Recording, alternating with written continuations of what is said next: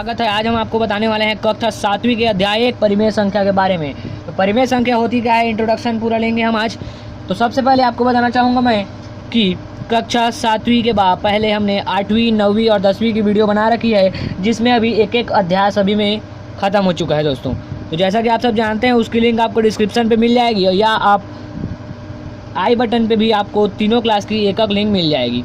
तो चलिए दोस्तों, देखते हैं अब आगे इसे हल कैसे करना है और इसको क्या क्या विधि से हल करना है। परिमेय संख्या को मैं अपने डिफाइन करने जा रहा हूँ। तो चलिए परिमेय संख्या देखते हैं। परिमेय संख्या रेशनल नंबर, तो इसको हम समझेंगे। तो इसमें आपको समझना होगा, सबसे पहले उसको मैं आपको बताता हूँ। सबसे पहले इसमें है आपको किसी भी संख्या को 0 से भाग नहीं दिया जा सकता। 0 से भाग नहीं दिया जा सकता, चाहे यहाँ पे कोई भी संख्या हो। असंख्य, इसका मतलब असंख्य है ना।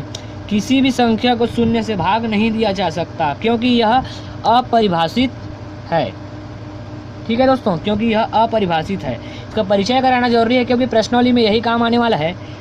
देख सकते हैं P/Q, जैसा कि हमने ले लिया P/Q और इसको हमने ले लिया P/0 की गणना नहीं की जाती। इसकी गणना आपको नहीं कर सकते। ये आपको पेज नंबर 3 पे इसकी परिभाषा मिल जाएगी। तो इसमें इसकी गणना आप नहीं कर सकते। ठीक है, वह किसी निश्चित संख्या को नहीं निर्धारित कर रहा है। ये 0 किसी निश्चित संख्या 1 2 3 किसी को भी निर्धारित नहीं कर सकता है। ठीक है दोस्तों, तो इसमें मैं इसकी परिभाषा बताऊंगा। इस प्रकार परिमेय संख्या ऐसी संख्या है, जो परिमेय संख्या होती है वह ऐसी संख्या है जिसे P/Q के रूप में लिखा जा सके। P/Q के रूप में लिखा जा सके। ये देख सकते हैं, ये उदाहरण है। इस प्रकार से आपको संख्या लेनी होती है। अगर आप इसी को 5/0 कर देंगे तो यह आपका परिमेय संख्या नहीं होगी। ठीक है दोस्तों, यह आपकी परिमेय संख्या नहीं होगी। जहाँ P व Q पूर्णांक हैं तथा Q बराबर नहीं है 0 के। Q का मान देख सकते हैं, यहाँ पे 0 नहीं है, वही पूर्ण संख्या होगी। यहाँ पे 0 है, इसलिए यह पूर्ण संख्या नहीं होगी। तो ठीक है दोस्तों, अब चलते हैं अगला की ओर। तो हमने परिभाषा देख लिया। पूर्णांक संख्याओं का परिमेय संख्या के रूप में निरूपण देखने वाले हैं। अब हम निरूपण देखने वाले हैं।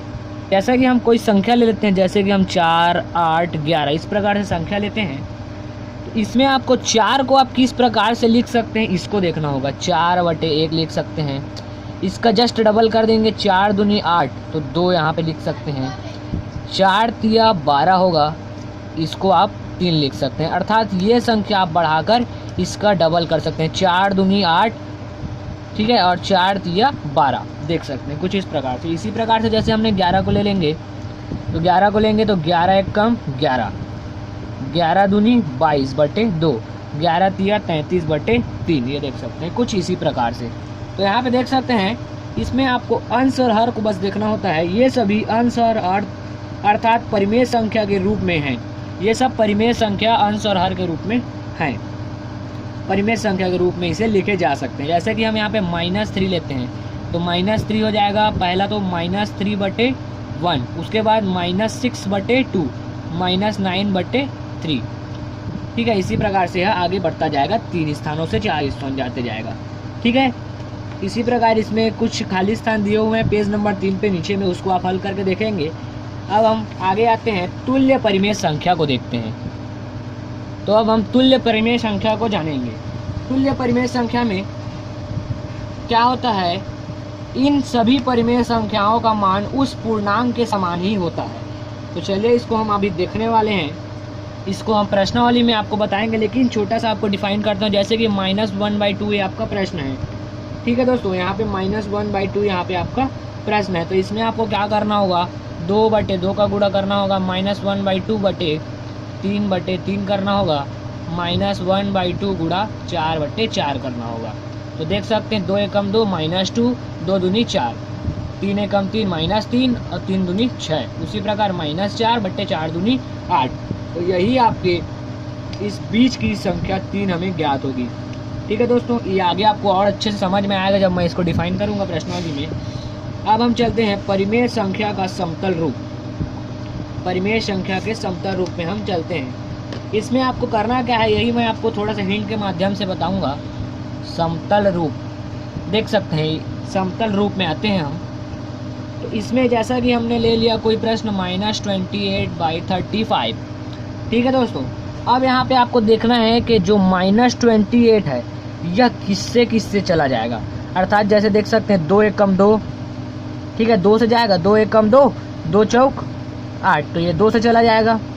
उसके बाद 2 के बाद 3 से जाएगा कि नहीं, 3 1 कम 3 हो गया, नहीं जाएगा 3 से, 3 या 27 होता है क्योंकि हमें 28 चाहिए। अब 4 से करते हैं, 4 7 28, तो ये 7 से भी जाएगा, सॉरी 4 से भी जाएगा ये, ठीक है। उसके बाद और आगे बढ़ेंगे तो 7 चौक 28 होता है, तो ये 7 से भी जाएगा, 2 4 और 7 से जाएगा। 35 को लेते हैं, 35 किससे किससे जाएगा, 5 से जाएगा, 5 7 35 होता है, और 7 से जाएगा, 7 5 35 होता है। तो ये देख सकते हैं यहाँ पे आप, ठीक है 5 और 7 से जाएगा। अतः देख सकते हैं इसमें भी 7 आया है, इसमें भी 7 आया है, तो इन दोनों संख्याओं का इन दोनों के साथ भाग करेंगे, अर्थात -28/35 भागित 7/7। ये देख सकते हैं, इस प्रकार से हम इसको हल करेंगे।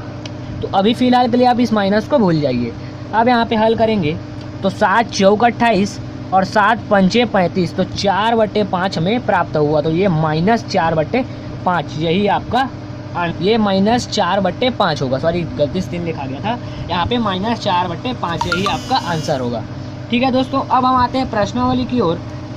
प्रश्नावली की ओर देखते हैं, इसमें एक टिप दिया हुआ है, परिमेय संख्याओं को तुल्य परिमेय संख्या में बदलने के लिए अंश व हर में समान संख्याओं का गुणा या भाग करना होता है। जैसे कि हमने देखा यहाँ पे दोनों समान संख्याओं में, अंश और हर में दोनों समान संख्या का गुणा किया, जैसे कि यहाँ पे भी आप देख पा रहे होंगे।